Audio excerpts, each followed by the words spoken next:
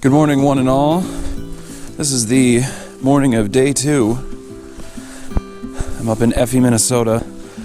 The one thing that was, I think, the weirdest is that I heard absolutely nothing all night. No crickets, frogs, no wind. We're talking total silence. That was the creepiest part. I mean, while you think that'd be quite nice, it actually left me a little uneasy. So I got up and, being absolutely swarmed by mosquitoes, I only found about 5 ticks on myself, which is not welcome at all. My bear bag, which I'm checking up on right now. Uh-oh. Ah, fuck. It's gone.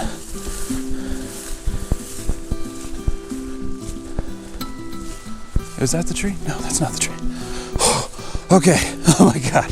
Alright. There's these 2 birch tree here. Alright, it's these 2 birch tree. There's my bag. Oh shit. Oh my god. I was like, okay. Couldn't have gone far. It's still tied to a tree. Another tree. Okay. Well, got my heart rate started for the day. Didn't even need coffee for that. Here it is. So, alright, I'm gonna bring this mother down, and then we're gonna hit the road, get some breakfast, and then break camp.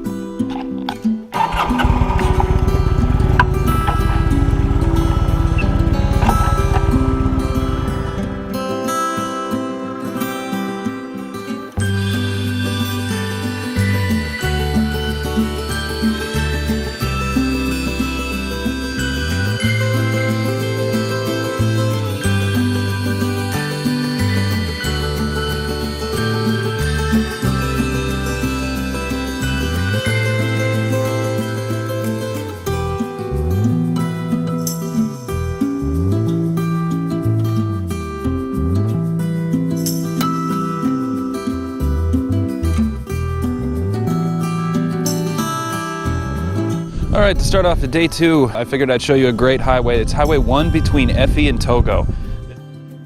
It's a normal highway for quite a while, and then all of a sudden, out of nowhere, it just starts getting really, really snaky. And you'll find some really interesting abandoned buildings. One thing that is kind of a plight around here is called rural flight, where a lot of people are leaving rural towns such as this because there's not many jobs.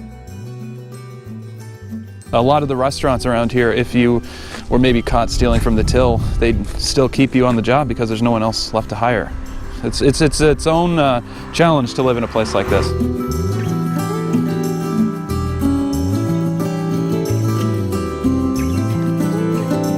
Well, what I'm going to do is I'm going to leave Effie, and I'm just going to head all the way out to the North Shore and head straight up to Kekabeka Falls, I think is how they pronounced it. They have availability, they take cards, so no need to go into Thunder Bay right away just to get cash. Many of you may know there's something special, yet stressful, about waking up and knowing you're leaving the country that day. You just know you're going to need to budget your whole day around taking that plane, or in my case, crossing that border.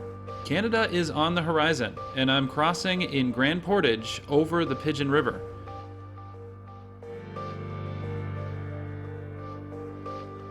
This border between Minnesota and Canada wasn't drawn right away when the US gained independence. For almost 60 years, no one knew where the border of US and Canada was around here.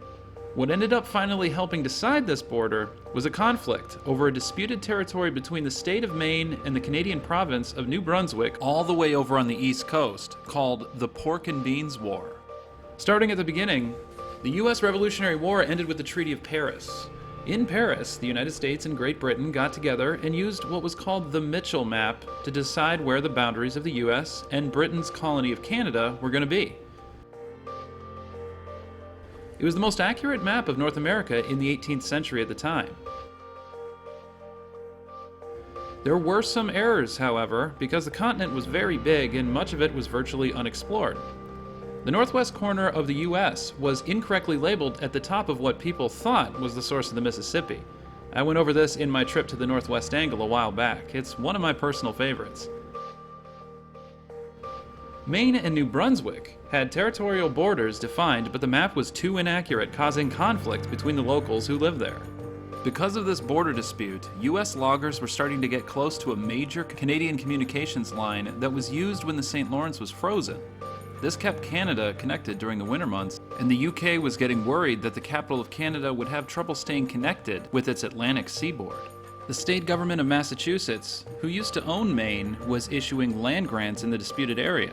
The UK and US were going to have to act like the parents in the room to get their kids, Canada and Maine, to play nice and figure things out. In this map here, you can see that Britain wanted the border to be the red line, and the US claimed up to the blue line. The yellow line is where the border is today, but we're not there yet. So for the 60 years after the Revolutionary War, this conflict began to boil up. Then by the end of the 1830s, a lot of people were starting to move into the area, lumberjacks were starting to log in the disputed territory, local militia got involved, threats of violence and arrests were made, and both the US and UK found themselves with their biggest dispute since the War of 1812. There had not yet been any shots fired, but it was being called the Pork and Beans War, named for the only food that lumberjacks in the area were able to provide the militia.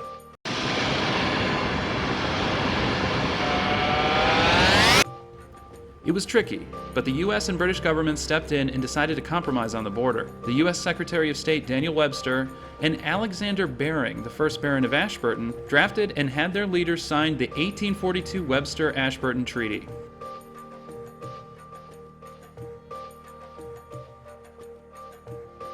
This treaty did a ton that the US and Canada still honor today.